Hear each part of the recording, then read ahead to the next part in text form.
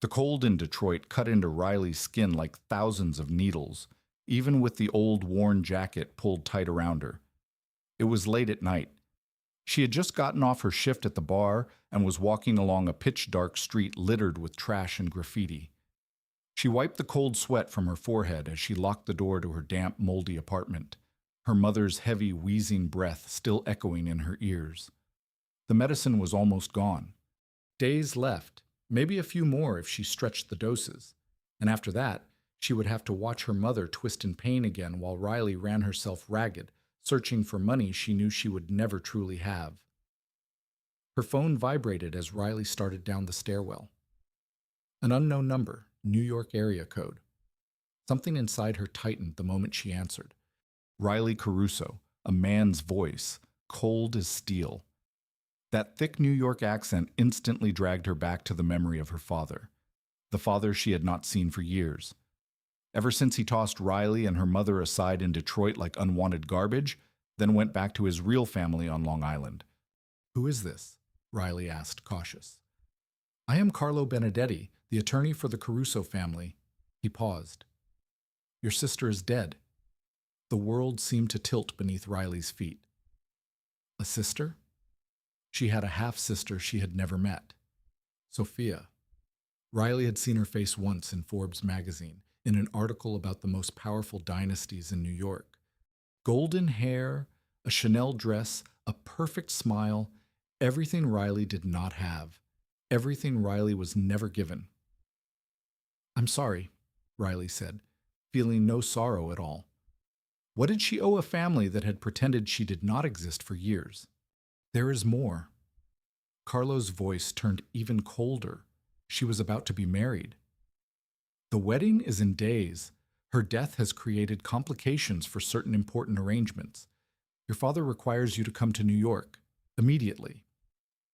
Riley laughed, a dry, bitter sound that rang out on the empty street. My father, the man who could not even send a birthday card, not one call, not one penny for years. And now he wants me to drop everything and fly to New York. Her teeth clenched. "Tell him to go to hell." "Miss Caruso." Carlo's voice dropped like ice. "Your mother's treatment is very expensive. Stage 3 lung cancer. The experimental medication she needs, the kind insurance will not cover, costs about $50,000 a month." Riley's blood froze in her veins. "How do you know that?" "We know everything about you, Riley." His tone was flat, as if reading charges from an indictment. "We know you work 3 jobs to keep her alive. Bartending at night, cleaning offices in the morning, selling online whenever you can. We know about the loan sharks in Corktown you are hiding from. $15,000 deadline in 1 week. We know you are 2 months behind on rent, and your landlord plans to throw you out soon." He paused, letting every word seep into her like drops of acid. "Come to New York, meet your father, and it all disappears. Your mother gets the best treatment, your debts are erased, you will lack for nothing." Riley swallowed, her throat dry as a desert. "And if I refuse, then your mother dies." Carlo's voice held not a trace of emotion. "Slowly, painfully, while you stand there watching, helpless." Then he hung up. Riley stood there in the darkness of Detroit, the wail of an ambulance siren drifting in from far away, the familiar smell of industrial smoke clinging to every breath. She could feel the trap tightening around her, little by little, like a snake coiling around its prey. They had found her weakness, the one thing she was willing to do anything to protect, the one thing that could make her sell her soul to the devil, her mother. Days later, Riley sat on a first-class flight to New York, wearing a black dress she had bought at a thrift store for $12. She did not know what was waiting for her. She only knew that from this moment on, her life no longer belonged to her, and the man who would own it was waiting for her on the other side. Could Riley escape the trap of the most powerful Mafia family in New York, or would she become their pawn forever? Stay tuned for the rest of the story. If you enjoyed it, please leave a like to support the channel. Do not forget to share the video with anyone who loves emotional love stories and hit subscribe and turn on notifications so you do not miss the next stories. And the man who would own it was waiting for her on the other side. The plane touched down at JFK in the late afternoon, and the sunlight of New York poured through the window, forcing Riley to squint. She stood up, her legs slightly unsteady, not from exhaustion, but from fear through the long flight. She had not slept a single minute. Her mind kept spinning with thousands of questions that had no answers. What did they want from her? Why her? And most of all, what would she have to pay? Riley stepped out of the arrival's gate, her $12 black dress from a thrift store making her look out of place among first-class passengers in suits and designer dresses. She could feel their eyes on her, that look of contempt she had grown used to through years of living. A man was waiting outside, holding a white sign with the word Caruso written in black ink. He was as solid as rock, broad-shouldered, thick-necked, a face so cold it looked carved from granite.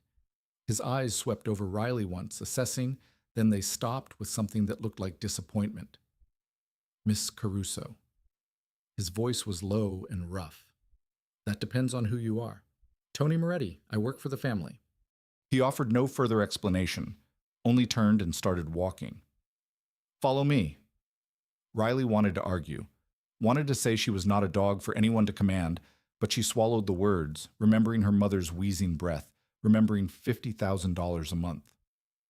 She followed Tony out to the parking lot where a gleaming black Mercedes was already waiting. That car was probably worth more than everything Riley had earned in her entire life. Tony opened the rear door for her without a word. Riley slid inside, feeling as if she had sat down on a chair woven from clouds. The scent of new leather, the scent of expensive wood, the scent of a world she had never belonged to. The car rolled forward, leaving the airport, heading north. Riley stared through the window, watching New York pass like a dream, the Manhattan skyline, the crowded streets, the luxury storefronts she had only ever seen on television. This was the world her father had chosen, the world he had abandoned her and her mother to return to. They drove for nearly an hour, leaving the noise of the city behind, entering the quiet, lush stretch of Long Island. Mansions began to appear on both sides of the road, each one larger than the apartment building Riley lived in back in Detroit.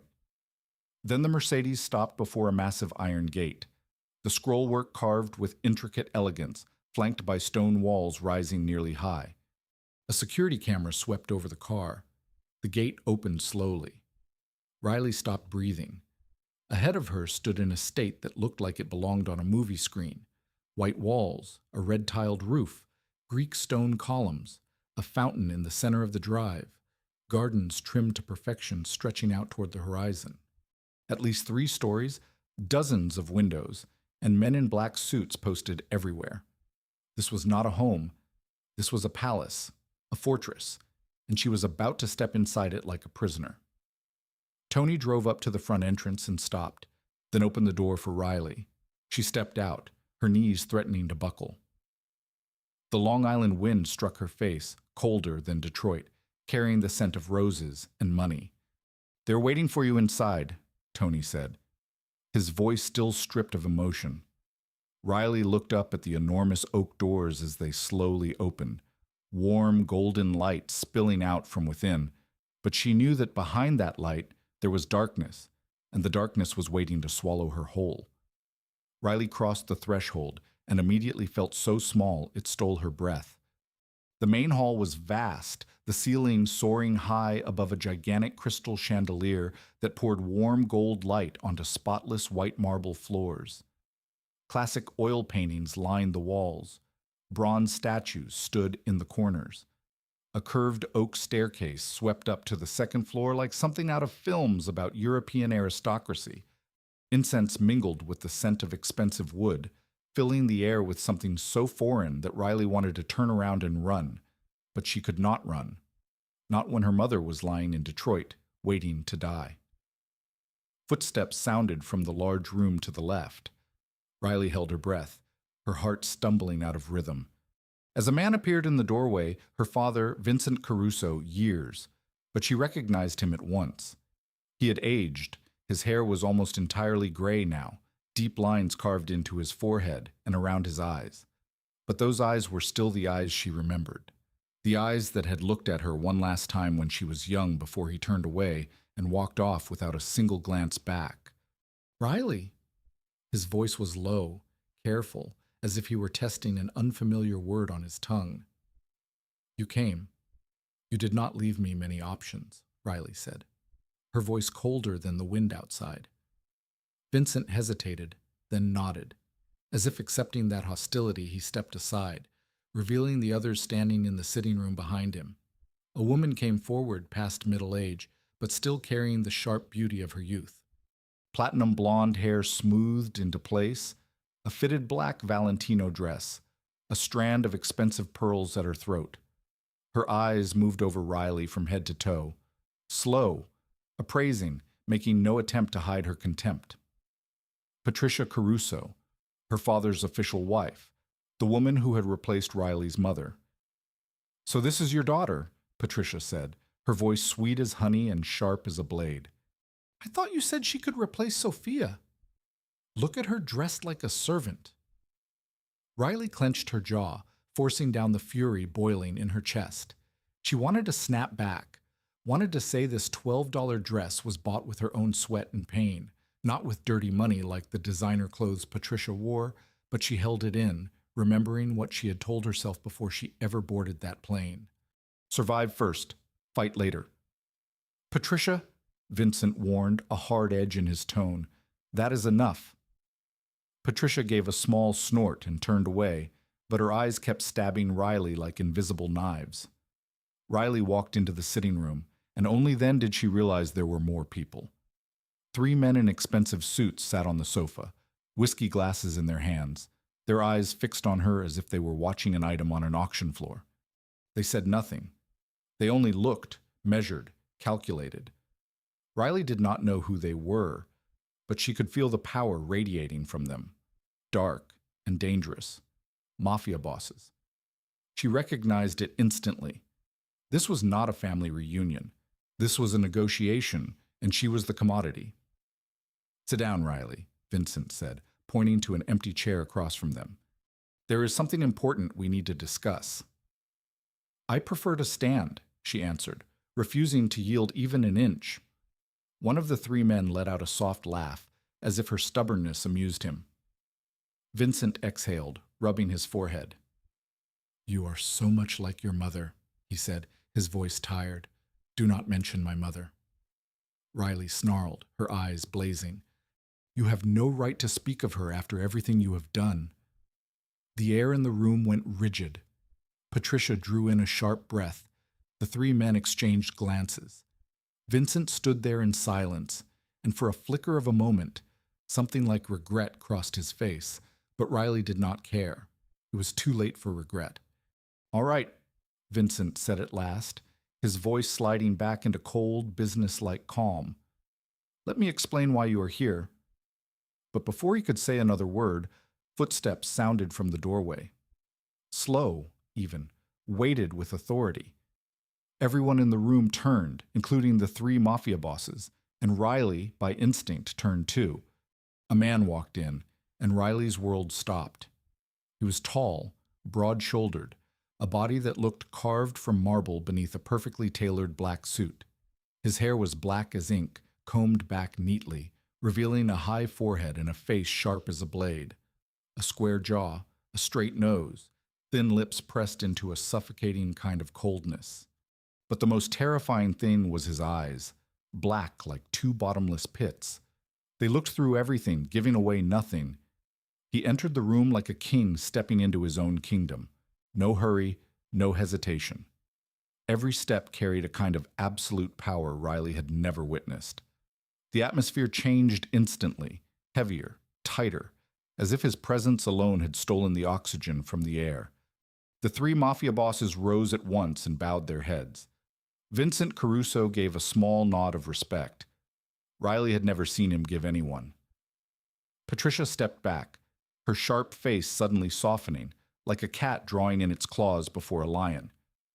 But Riley did not move. She stood there, as if nailed to the marble floor, her heart pounding wildly in her chest. Every instinct in her screamed, "Danger! Run! Get away from him!" And yet something in those black eyes held her still, like prey hypnotized by the teeth of the hunter. The man stopped from Riley, his gaze traveling over her from head to toe, slow, unhurried, as if evaluating an item before deciding whether to buy. Riley felt her skin prickle. Anger flared in her chest. She was not merchandise. She was not an object for anyone to stare at. "You do not look like Sophia," he finally said, his voice low as distant thunder, sending a tremor up Riley's spine, even though she refused to admit it. "I am not Sophia," Riley answered, surprised her voice stayed steady. "Good." The corner of his mouth lifted slightly. Not quite a smile, more like the satisfaction of a wolf finding a more interesting prey. Sophia was boring. Riley blinked, not understanding what he meant. She turned to Vincent, demanding an explanation with her eyes.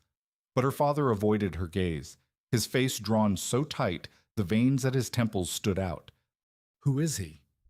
Riley asked, her voice hard as steel, even as she trembled inside. "Dante Toretti," the man himself replied, taking one more step forward, invading Riley's space as if it were his right. "The head of the Toretti family and the fiancé of your sister, fiancée Sophia. The wedding in days."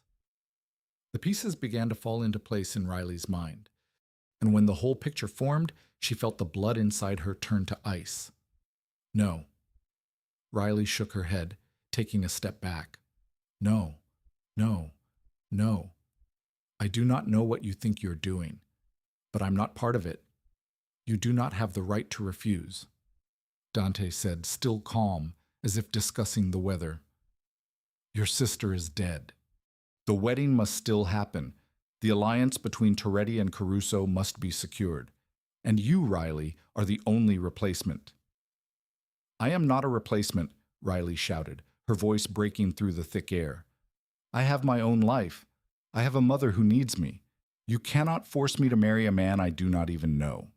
"Your mother," Dante said, tilting his head, his black eyes catching something poisonous. "Maria Caruso, stage 3 lung cancer. She is at Detroit General Hospital, room 412. Treatment costs $50,000 a month.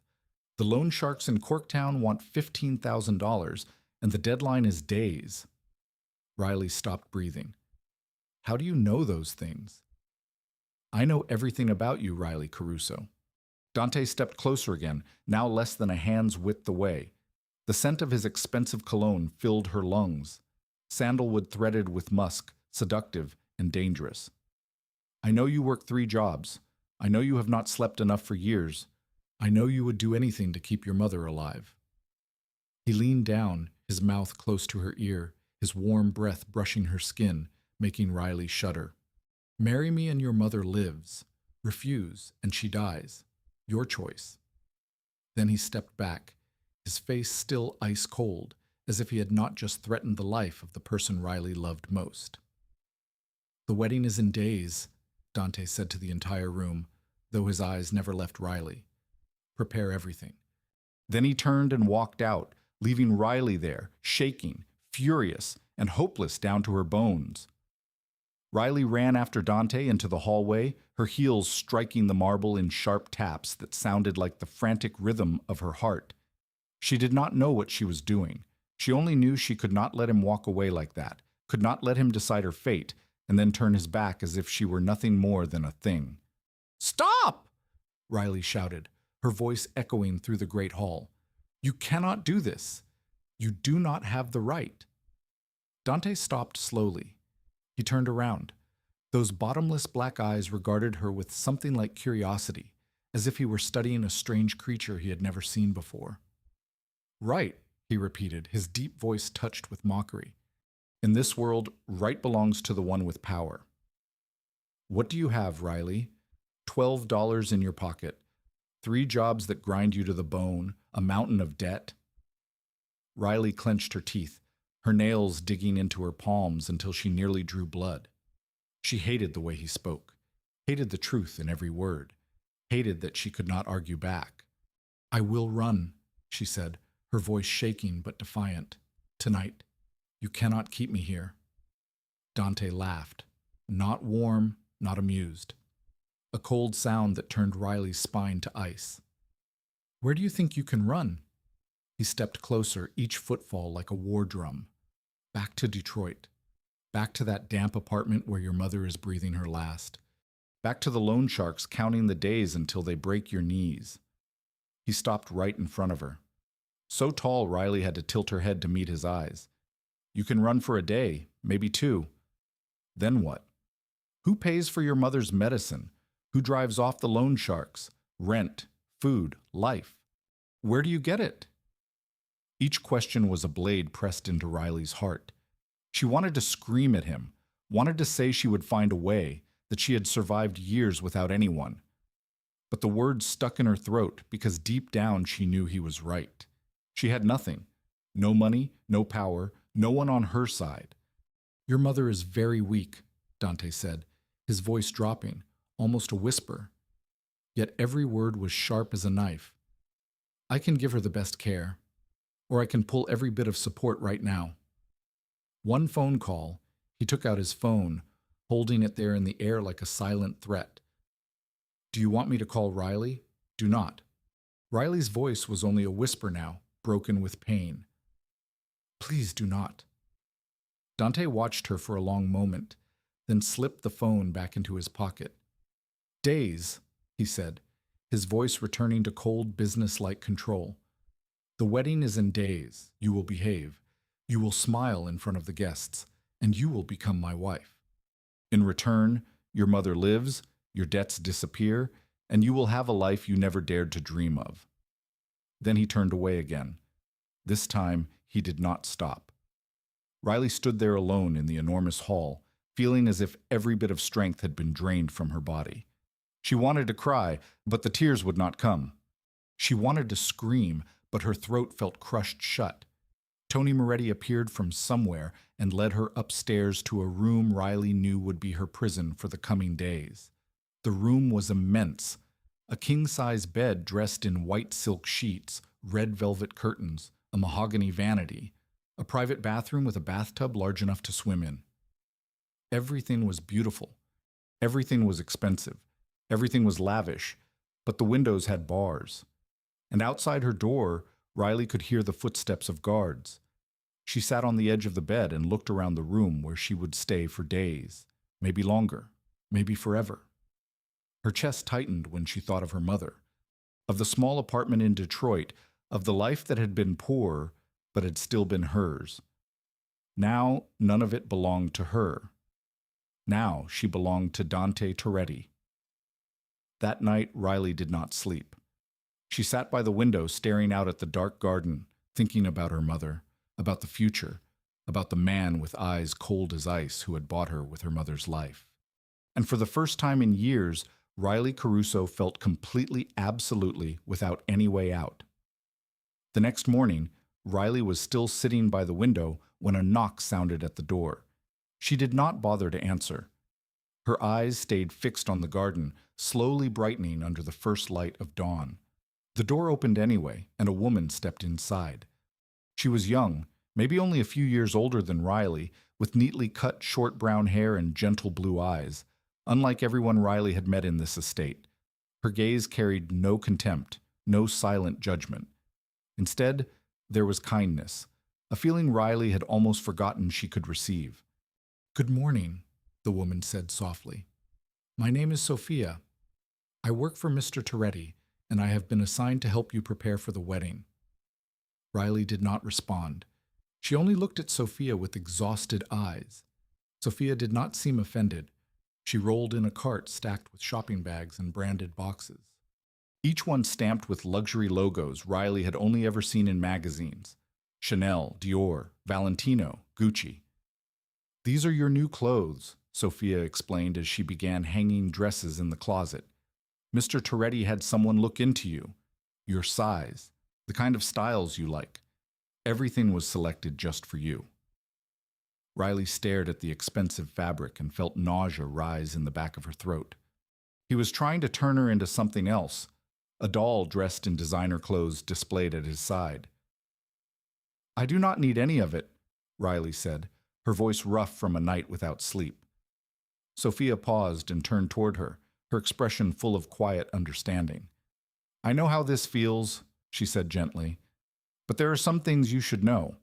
Sophia moved closer, took the chair across from Riley, and lowered her voice as if sharing a secret. This morning, Mr. Toretti paid off your debt. The loan sharks in Corktown received the money and a warning that if they come near you or your family again, they will be dealing with the Toretti family. Riley blinked. Her heart suddenly began to race. He did what? Paid it all. $15,000, Sophia continued. And the 2 months of rent you owe were paid as well. Your landlord will not evict you. Riley's thoughts spun. $15,000 to the loan sharks. 2 months of rent, all the weight that had crushed her shoulders for so long, gone in a single night. She should have felt relief. And part of her did, like a massive stone had been lifted from her chest. But the rest of her, the larger part by far, burned with rage. He thinks he can buy me, Riley snarled, springing to her feet. He throws a little spare change around and thinks I will do whatever he wants. Sophia did not look surprised by Riley's anger. Mr. Toretti does nothing without a purpose, she said calmly. But I do not think he is trying to buy you. I think he's trying to show you that he can handle everything. What is the difference? Riley shouted. Buying or handling? He's still controlling me. Sophia fell silent for a moment, then stood. You are right, she admitted. But if you must be controlled by someone, Dante Toretti is not the worst choice. He is ruthless, yes, cold, yes, but he protects what is his. I am not something that belongs to anyone. I know, Sophia said with a sad smile, but in this world that is how things work. And you, Riley, have already stepped into this world. She left, and Riley was alone again, surrounded by expensive clothes and a storm of tangled thoughts. Riley looked down at her hands, hands roughened by endless work, hands that had never held anything worth more than $50. Now her debts were paid. Now she would wear designer clothes. Now she lived inside a mansion worth millions. But the price was her soul. That afternoon, another woman appeared at Riley's door. She was older, silver hair twisted into a tight bun, posture straight as a ruler, a stern face without a hint of a smile. She wore an elegant gray suit, gold-rimmed glasses, and she looked at Riley the way a teacher looks at a difficult student. I am Mrs. Harrington. She introduced herself, her voice as sharp as a blade. I have been assigned to teach you how to conduct yourself over the next days, and believe me, you will need every second. Riley wanted to argue, wanted to say she did not need anyone to teach her how to live, but Mrs. Harrington's eyes stopped her. Those were the eyes of someone who had seen too much, knew too much, and had no time for pointless rebellion. Sit, Mrs. Harrington ordered, pointing to the chair in the center of the room. Riley sat, and the lesson began. For the next hours, Mrs. Harrington crammed Riley's head with everything about the world she was about to enter. How to walk, how to sit, how to smile without showing too much teeth, how to hold a wine glass, how to greet people of different ranks. Riley's head swam, each rule like another rope tightening around her throat. But the most important part was not etiquette. The most important part came when Mrs. Harrington began to talk about the families. The underworld of New York is divided among 5 major families, she explained, her tone growing more grave. The Toretti family is the strongest. They control East Manhattan and most of Long Island. Caruso, your father's family, is second. They hold Brooklyn and part of Queens. The marriage between you and Mr. Toretti will unify these 2 families, creating the largest power the city has ever seen. So that is why they need me, Riley said bitterly. That is why my sister had to marry. Mrs. Harrington nodded, showing no sympathy. This wedding is politics, not love. The sooner you understand that, the longer you will survive. She pulled out a stack of photographs and began pointing at faces one by one. This is who you need to know. The Benedetti family, allies of Toretti, controlling construction and real estate. The Romano family, neutral. They do business with everyone. And this Mrs. Harrington paused, her fingers settling on a photo of a young man with blonde hair and a charming smile. Is Nico Castellini? The name was spoken with unmistakable tension. The Castellini family is the enemy, Mrs. Harrington said slowly, emphasizing each word. They control the West Side, and they always want more. The Toretti-Caruso marriage is a direct threat to them. Nico Castellini, the heir to the family, is especially dangerous. Riley studied the photo. Nico Castellini did not look dangerous. He looked handsome, magnetic, with green eyes and a smile that could melt a heart.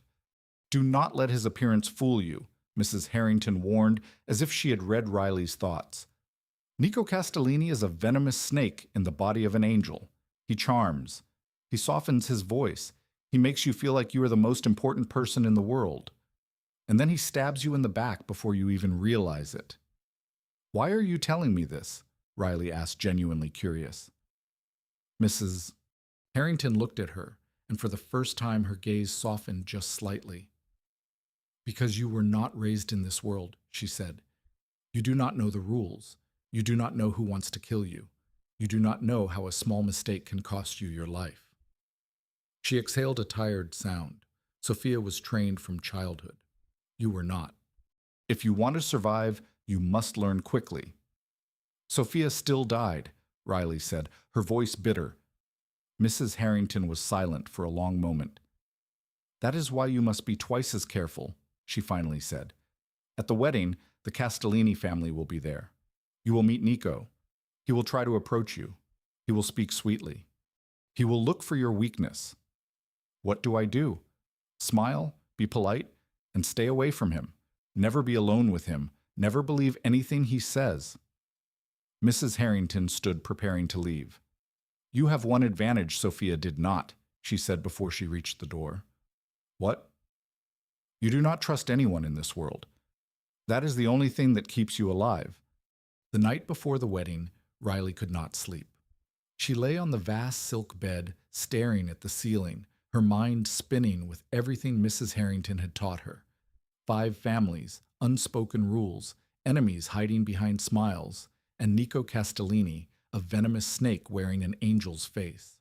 A knock sounded, jolting Riley upright, her heart stumbling. She did not have time to answer. The door opened, and Dante Toretti walked in. He had left his suit behind. He wore only a black shirt, the top 2 buttons undone, revealing a hard, solid chest. His hair had fallen slightly onto his forehead instead of being slicked back the way it was during the day. And in the dim light, his face looked less frozen, almost human. You are still awake, Dante said. Not a question. Hard to sleep when I know tomorrow I am being sold to a stranger, Riley replied, her voice sharp with bitterness. Dante did not seem offended. He closed the door and walked to the window, staring into the darkness outside. Riley watched him from behind and noticed his shoulders looked tighter than usual, as if he carried an invisible weight. I need to tell you something, Dante said, his voice dropping. About Sophia. Riley stayed quiet, waiting. Dante turned, and his dark eyes locked on hers. Your sister did not die in an accident. Riley's heart seemed to stop for a beat. What do you mean? Sophia was murdered, Dante said, each word heavy as stone. Her car was sabotaged. The brakes were cut. They made it look like an accident. But I know. I investigated. The room tilted. Sophia was murdered. Her sister, the sister she had never met, had been killed. Who? Riley asked, her voice shaking. Who did it? Castellini? Dante growled, his jaw clenched. Nico Castellini. He wanted to destroy the alliance between Toretti and Caruso. He wants war. Riley remembered the photo Mrs. Harrington had shown her. That handsome face, that charming smile, the venomous snake. Now she understood why the warning had been so serious. Why are you telling me this? Riley asked, standing to face him. He stepped closer, close enough that Riley could catch his scent. Sandalwood threaded with whiskey. Because you are the next target. Riley's blood went cold. They will not stop with Sophia, Dante continued, his voice lowering into something like an animal's growl. You replace her. You become the new threat. Nico will try to get close to you. He will look for weakness. He will look for a way to kill you." "Then why are you still forcing me to marry you?" Riley shouted. Anger and fear tangled together. "If you know I will be killed, why will you not let me go?" Dante grabbed her arm and pulled her closer. His eyes burned with something Riley could not read. "Because with me is the safest place," he snarled. "You think if I let you go back to Detroit, Castellini will spare you? You are a Caruso daughter. You are a weapon they can use. They will find you, take you, and use you to pressure your father to pressure me. I am not anyone's weapon." "In this world, we are all weapons," Dante said, and his voice softened just slightly. "You, me, Sophia, all of us. We do not choose where we are born, but we can choose how to survive." His grip loosened, but he did not let go. His fingers slid down Riley's arm, brushing her skin almost gently. Riley shivered, not knowing whether it was fear or something strange spreading through her body. "Marry me tomorrow," Dante said, his voice low, velvet dark. "Stay with me. Let me protect you." "Are you threatening me?" Riley whispered. "Or asking me both," he admitted. "I do not know any other way." They stood there so close Riley could feel his breath warm against her cheek. Something in the air shifted, tightening into a different kind of tension. Not hostility, something far more dangerous. Dante lifted his hand, and his fingertips drifted across Riley's cheek, light as a butterfly. Riley held her breath, her heart pounding hard, not knowing whether to step back or lean in. "You are very different from Sophia," he murmured, his eyes fixed on her mouth. "I told you," Riley breathed. "I am not her." "No," Dante agreed. "You are much more interesting." Then he let go and stepped back as if waking from a spell. "Sleep," he said, his voice turning cold again. "Tomorrow will be a long day." Dante left the room, and Riley stood there with her heart screaming and her skin still burning where he had touched her. She hated him. She reminded herself of that. But deep in her chest, something else was beginning to spark, something Riley did not dare name. The next morning, Riley was awakened by a team of stylists flooding into her room like a storm. They pulled her up, pushed her into the bathroom, and began turning her into someone else. Her hair was curled into soft waves spilling down her back. Her makeup was delicate but glamorous. Her nails were painted a refined nude. And finally, the wedding dress. Riley stood before the mirror and did not recognize herself. The ivory silk gown fit close through the bodice, then flared softly from the waist, the long train trailing behind. Exquisite French lace covered her shoulders and arms, stitched with tiny crystals that caught the light. On her head sat a diamond tiara holding a veil that fell like mist. She looked like a princess, like a dream bride. But this was not her dream. This was her nightmare. Sophia appeared in the doorway, her eyes lighting up when she saw Riley. "You look beautiful," she whispered. "Mr. Toretti will not be able to look away." "I do not care what he thinks," Riley said coldly. But deep inside, she remembered last night. She remembered Dante's fingertips on her cheek. She remembered the way he looked at her when he said she was more interesting than Sophia. She hated that she remembered. The wedding was held in a small church on the grounds of the estate. When Riley was led to the church doors, she saw Vincent waiting, dressed in a black suit, his hand extended to take hers. "Riley," he said, his voice carrying something like hope. "Let your father walk you in." Riley stared at his hand, a hand that had never held her when she was small, never gripped her when she was afraid, never soothed her when she cried. Years, and that hand had not touched her once. "No," Riley said, her voice like ice. "I can walk on my own." She stepped past Vincent without looking back at the hurt on his face. She did not owe him forgiveness. She did not owe him anything. The church doors opened and Riley walked in alone. Hundreds of eyes turned to her. The church was packed. Every guest dressed in expensive clothes, jewelry glittering everywhere. Riley recognized some faces from Mrs. Harrington's photos. Mafia bosses, powerful wives, dangerous heirs.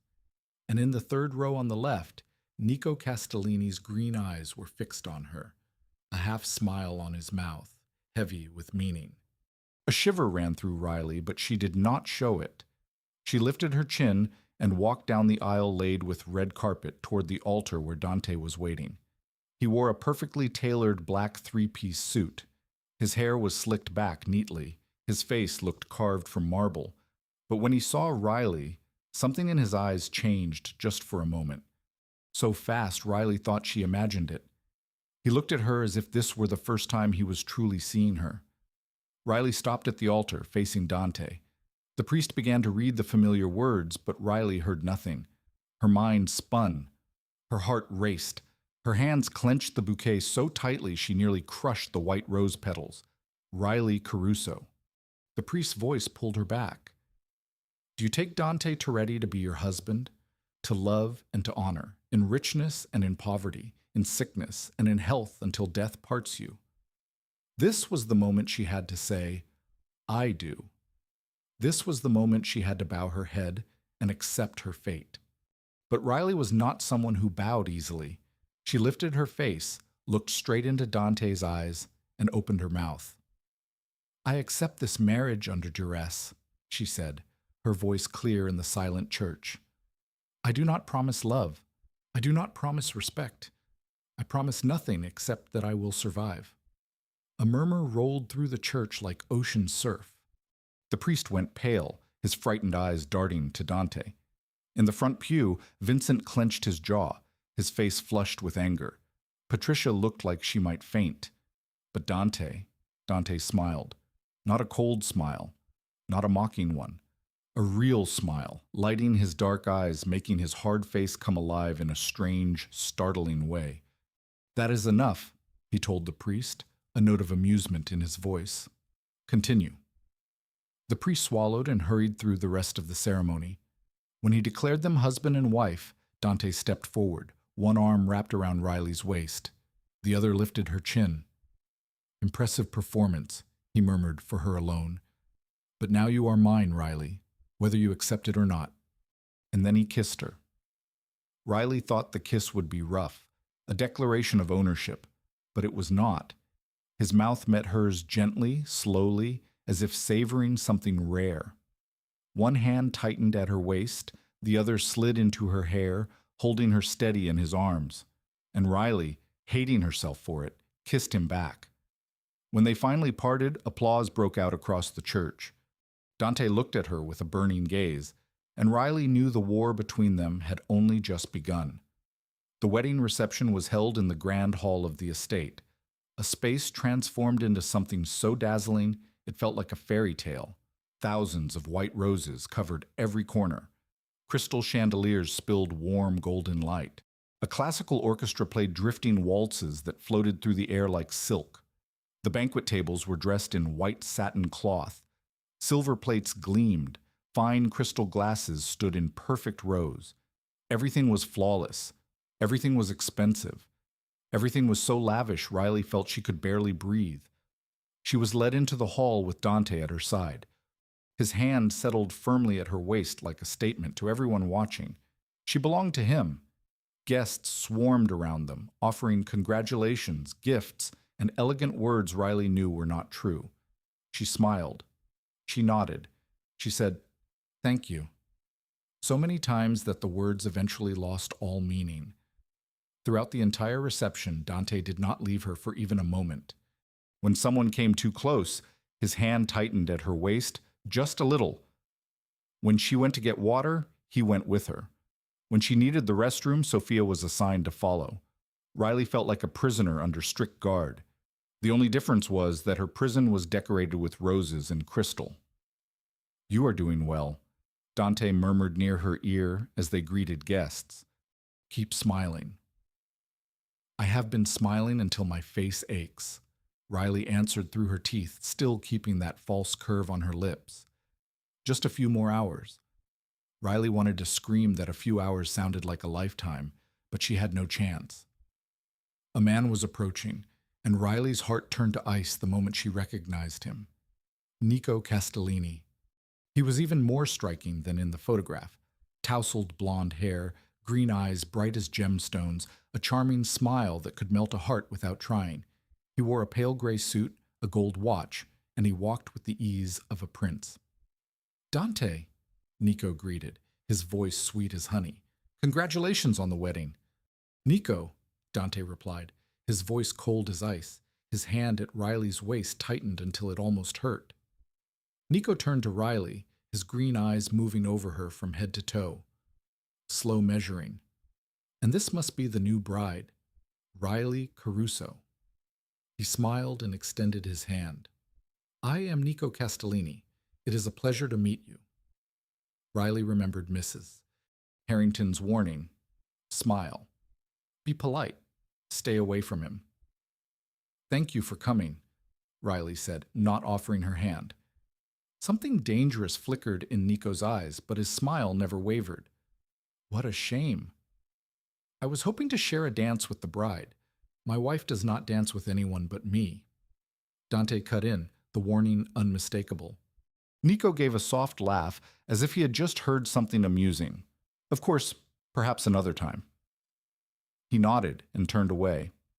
But before he left fully, he looked back at Riley once more with an expression she could not decode.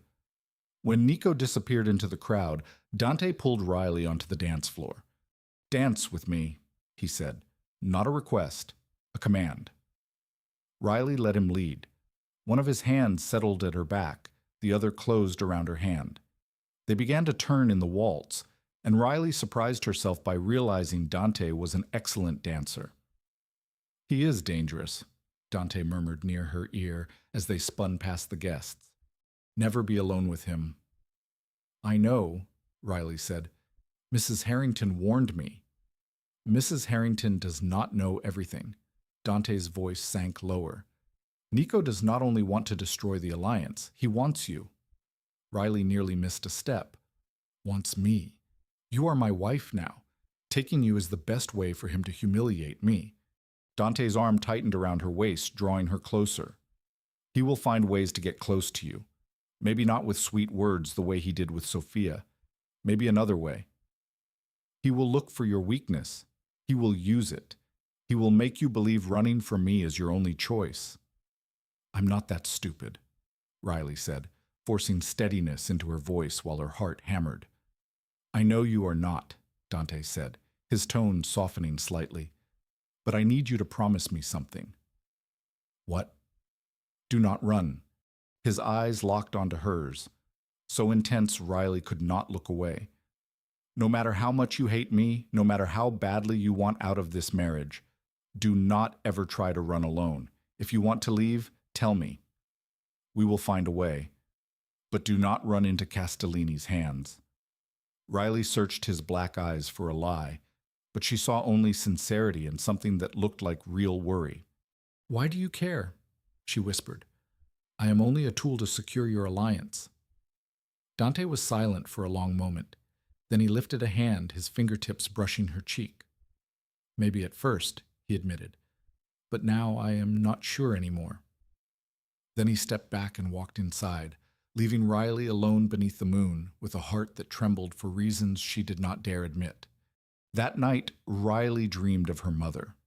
Her mother lay in a hospital bed in Detroit, so thin her cheekbones jutted out, skin pale as paper, deep-set eyes watching Riley with accusation.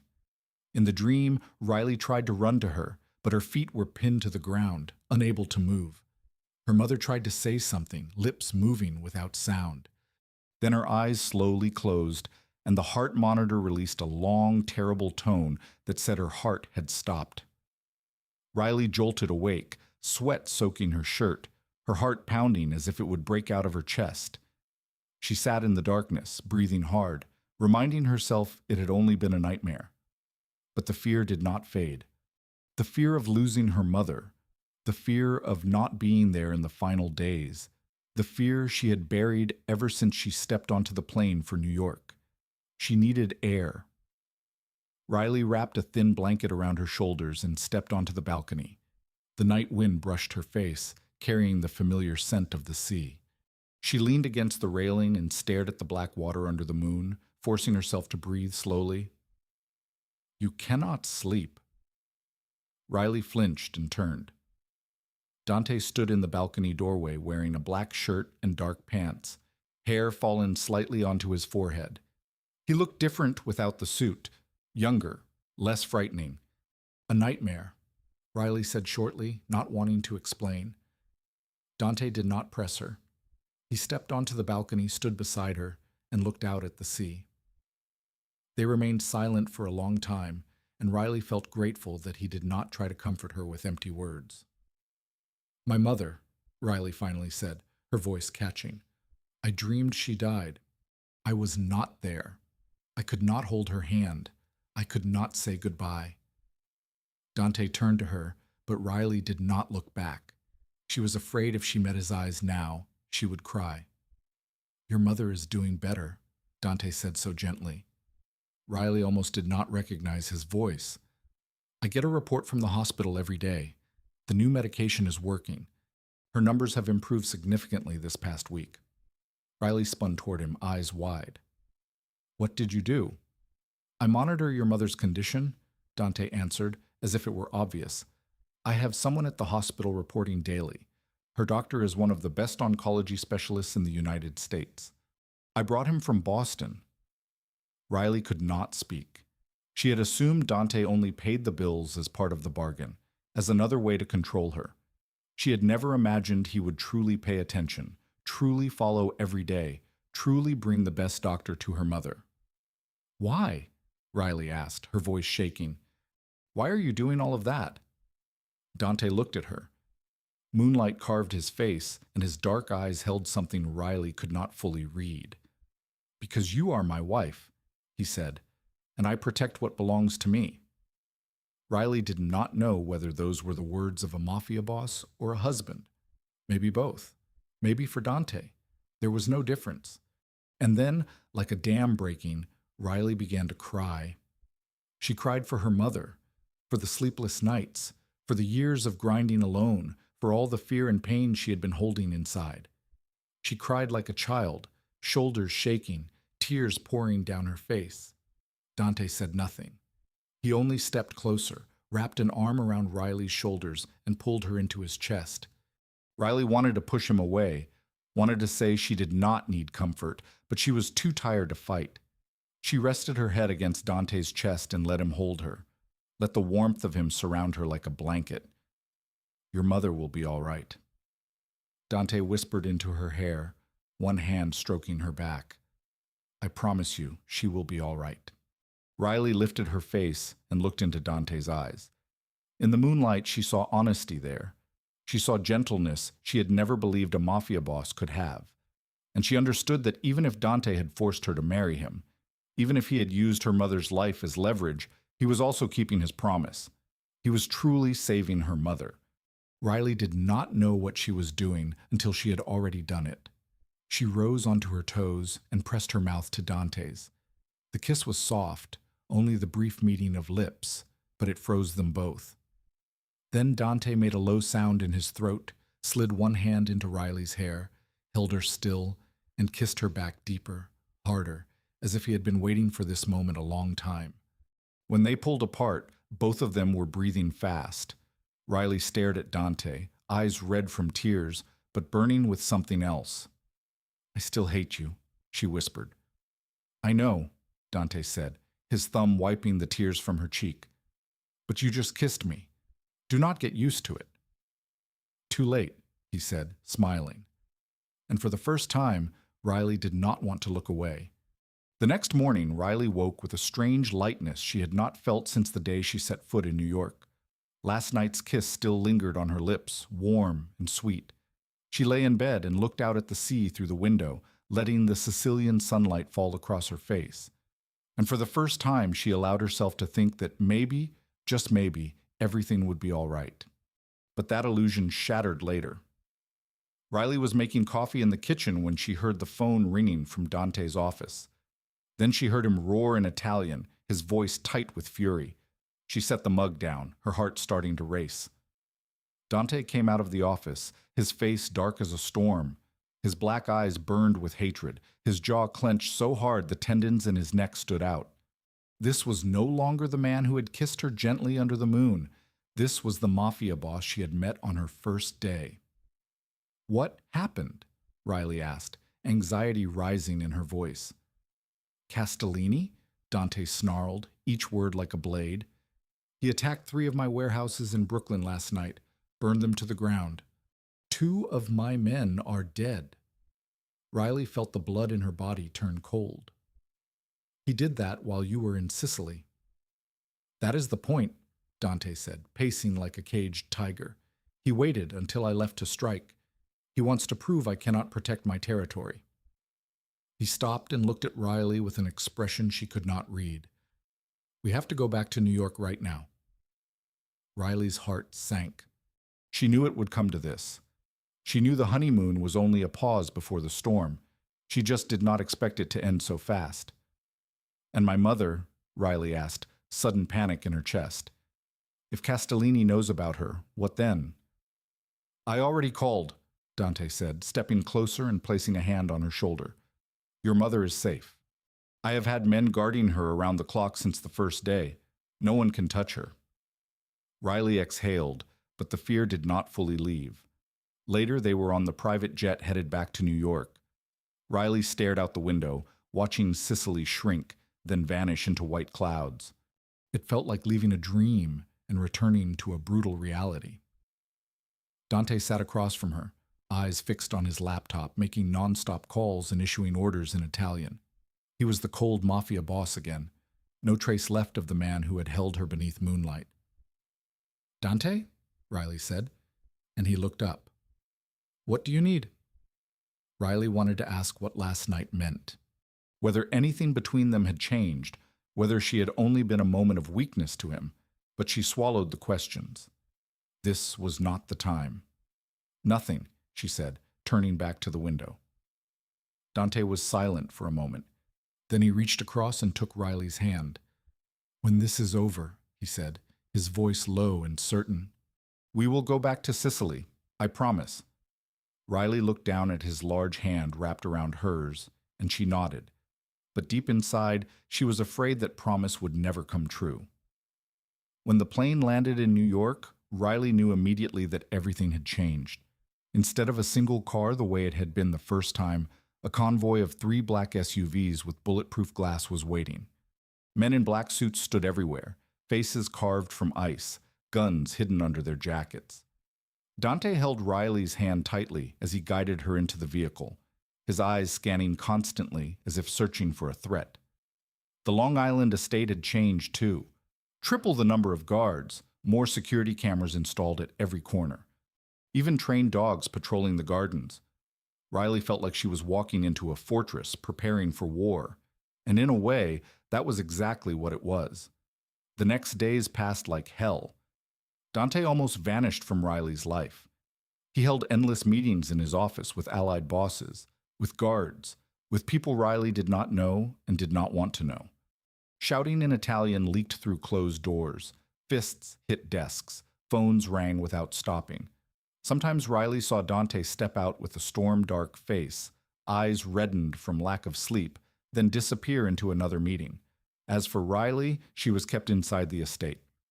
Sophia explained that she was not allowed to leave for security reasons, that Castellini might be watching, that any opening could make Riley a target. Riley understood.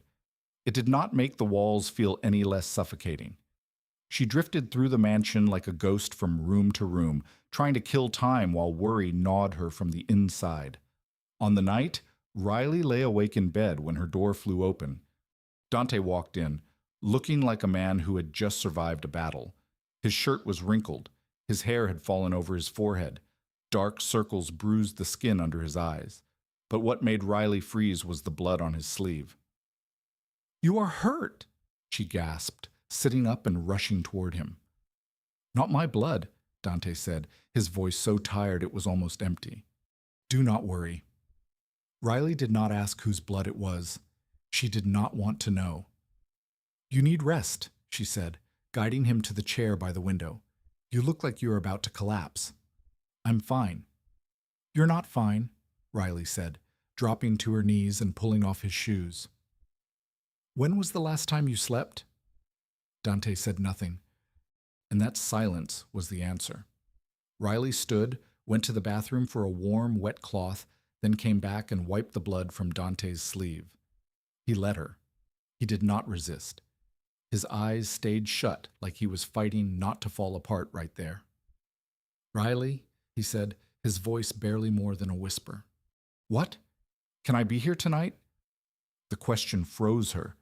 She looked at Dante and saw the exhaustion in him, the weight on his shoulders, a man trying to hold an empire together while it crumbled around him, and she realized Dante had not come to demand anything. He had come because he needed her. "All right," she said, surprising herself with her own answer. Riley helped Dante out of the blood-stained shirt and handed him a clean t-shirt. Then she guided him to the bed and pulled the covers over him. When she started to turn away, Dante's hand closed around her wrist. "Stay," he said, eyes still closed. "Please." Riley hesitated for a single beat, then climbed onto the bed and lay down beside him. Dante's arm immediately wrapped around her waist, pulling her close, his face burying into her hair. She felt his breathing slow, felt his body finally release as sleep took him. Riley lay there in Dante's arms, listening to the steady beat of his heart behind her, and she realized everything between them had shifted. No longer kidnapper and hostage, no longer master and property, only two human beings clinging to each other inside a storm. And for the first time since arriving in New York, Riley felt like she belonged here, belonged to him. The next day, Dante had to leave the estate to handle an urgent situation in Brooklyn. He kissed Riley's forehead before he went, told her to stay inside, promised he would be back before evening. Riley nodded, not knowing that would be the last time she saw him for a long while. That afternoon, Marco Santini, one of Dante's closest bodyguards, appeared at Riley's door. He was tall, dark-haired, with the severe expression Riley had grown used to over her days in the mansion. "Mrs. Toretti," Marco said, urgency in his voice. "We need to move you to a safe house immediately. There is an emergency." Riley stood, her heart thudding. "What happened? Is Dante all right?" "Mr. Toretti is handling it," Marco said, "but you are not safe here. Please come with me." Something was wrong. Riley felt it in her gut. That instinct that had saved her more than once on Detroit's dark streets.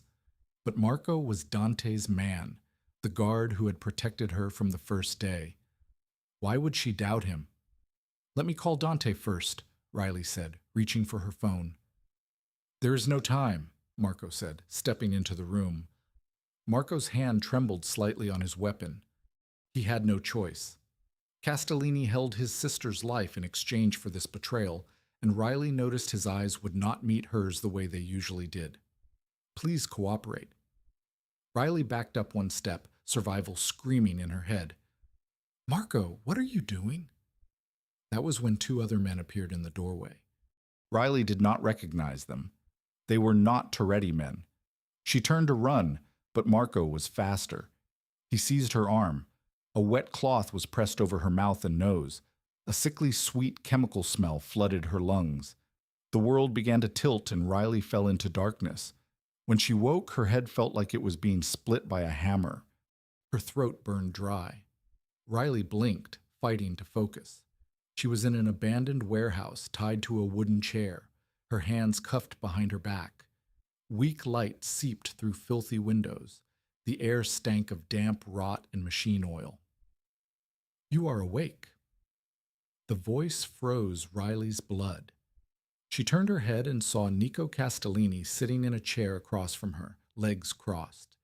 A glass of liquor in his hand, that charming smile on his mouth as if this were a polite social visit. "Mrs. Toretti." He stood and moved closer. "At last, we have the chance to talk in private." "Dante will kill you," Riley said, her voice raw but steady. "Maybe," Nico said with a shrug, not the least bit worried. "But before that happens, we have plenty of time to get acquainted." He leaned down, his handsome face inches from hers. His green eyes shone with something cruel. "You know, Riley, I have been watching you since the wedding. You are nothing like Sophia. You have fire in your eyes, rebellion in your bones. Sophia only knew how to bow her head and obey. boring. Do not talk about my sister, Riley ground out. Nico laughed, the sound cold and echoing through the empty warehouse. Your sister. You call her your sister while she never even acknowledged your existence. He shook his head. How touching. But let me tell you a secret. He dragged a chair closer, sat across from Riley, and leaned forward like a man telling a friend a story. Sophia did not die in an accident. She died because of me. Riley's heart stopped. She was foolish enough to believe I would save her from marrying Dante. Nico went on, delight in his voice. She packed a bag, slipped out in the night, came to the place I told her, and there my men were waiting. Nausea rose in Riley's throat. You are a monster. I am practical, Nico said calmly. Sophia alive would have been a threat. She knew too much about my plan. She had to die. He stood and circled Riley's chair, a finger gliding over her shoulder, making Riley shudder with disgust. Now you have replaced Sophia, Dante Toretti's new wife, his new weakness. Nico bent down and whispered into her ear, and I will use you to destroy him. The next hours were hell on earth. Nico did not beat Riley. He was smarter than that. He threatened her with words, describing in detail what he would do to Dante, to the Toretti Empire, to Riley's mother in Detroit. He showed her a photo of her mother in the hospital bed, reminding Riley that security could be bought at any time. Riley bit her lip until she tasted blood. Refusing to cry, she would not give him that satisfaction. Dante will have to choose, Nico said as the hour neared. Hand over 3 East Side territories and pull out of the Caruso alliance, or receive his wife's body in a bag. You do not know Dante, Riley said, her voice shaking but defiant. He will not surrender, and he will come for me. Nico smiled, but a flicker of unease crossed his green eyes. We will see. And deep inside, beneath fear and despair, Riley still believed Dante would come, believed he would burn the whole world if he had to, just to save her, because she had seen the way he looked at her, and that was not the look of a man willing to let go. An explosion shook the entire warehouse.